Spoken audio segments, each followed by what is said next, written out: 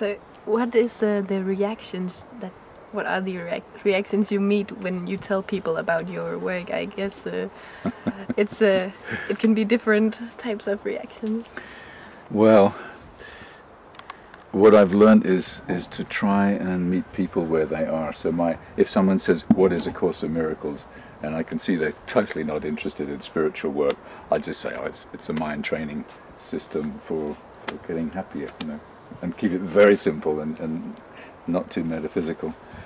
But if it's someone who's clearly been on the journey for many years, then you can go more deeper.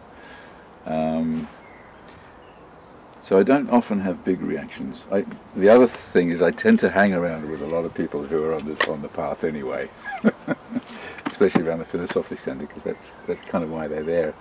And most of my friends have been on this inner journey for some time, so I don't get that many reactions anymore.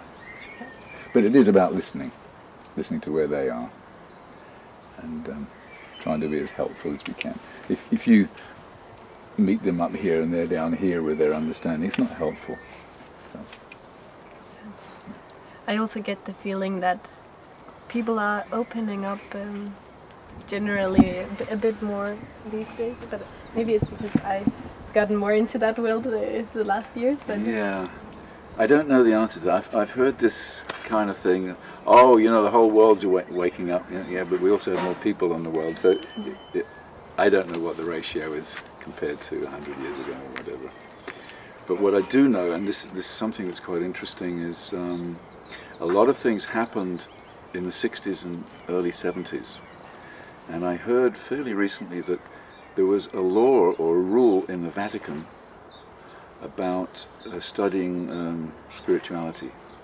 It was actually illegal, you could say, to study religion and spirituality unless you were in the church. And I think people used to get killed and burnt at the stake for this hundreds of years ago. And this ruling was only changed in the 1960s.